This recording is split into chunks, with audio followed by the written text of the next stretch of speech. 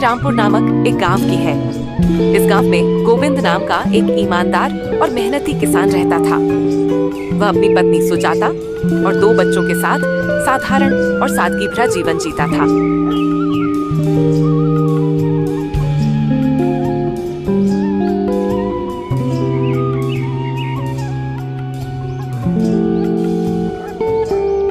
गोविंद अपने खेतों में कड़ी मेहनत करता और ताजी ताजी सब्जियां उगाता था। वह हर रोज अपने खेत में उगाई गई ताजी सब्जियां लेकर गांव में बेचने जाता। गोविंद बहुत ही अच्छी और ताजी सब्जियां बेचता था, इसीलिए गांव के सभी लोग उसी से सब्जी खरीदते थे। इस तरह वह दिन भर सब्जियां बेचता और शाम को अपने घर लौट आता।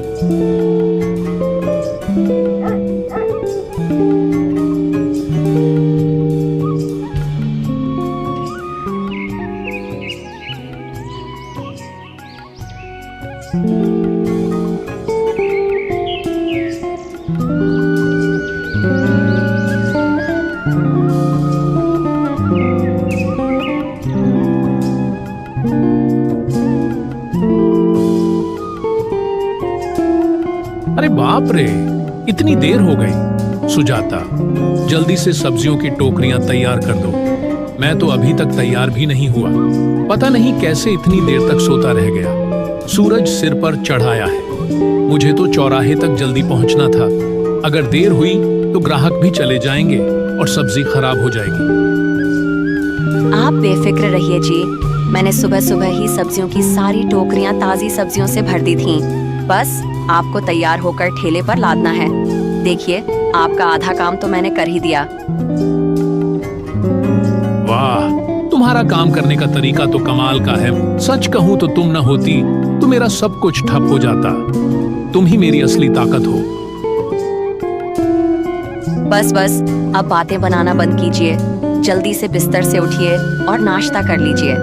उसके बाद ठेला लेकर सब्जियां बेचने भी तो जाना है। मैं यहाँ घर और बच्चों को संभाल लूंगी। इसके बाद गोविंद नाश्ता करता है। नाश्ता करने के बाद वह सब्जियां लाता है और गांव की ओर निकल पड़ता है।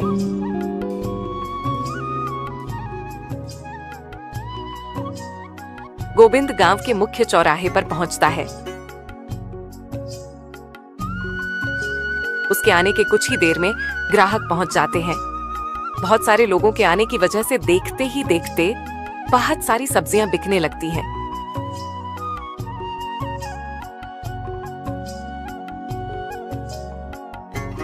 ये देखकर बसंत बहुत खुश हो जाता है।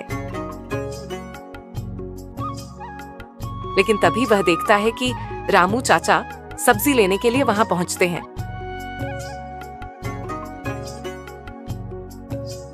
अरे गोविंद बेटा, मुझे 1 किलो टमाटर दे दे।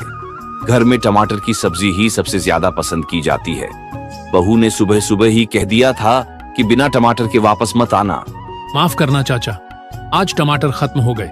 अभी अभी सारे बिक गए। मैं खुद भी हैरान हूँ कि आज इतनी जल्दी कैसे खत्म हो गए। अगर आप थोड़ी जल्दी आते तो शायद मैं आपको टमाटर दे पाता। क्या 1 किलो भी नहीं बचा?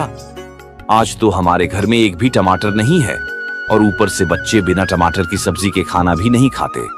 अब मेरी बहू कहेगी कि तुम तो खाली हाथ लौट आए हो। चिंता मत कीजिए चाचा, मैं शाम को ताजे टमाटर और बाकी सब्जियां लेकर सीधे आपके घर आ जाऊंगा। आप बहू से कह दीजिए कि बेफिक्र रहें और उन्हें बताइएगा कि मैं उन्हें याद कर रहा था। जरूर बताऊंगा बेटा, तुम तो बड़े अच्छे हो। सब्जी बेचने के साथ साथ लोगों से भी इतनी अच्छी तरह बात करते हो। चलो ठीक है बेटा, मैं चलता हूँ। शाम को तुम्हारा इंतजार करूंगा। इसके बाद रामू चाचा अपने घर चले जाते हैं। गोविंद भी बची हुई थोड़ी बहुत सब्जियां बेचने के लिए दूसरी जगह चला जाता है।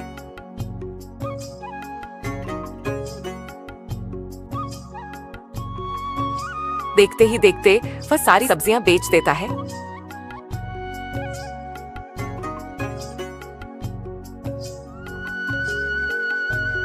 और अपने घर की ओर निकल पड़ता है।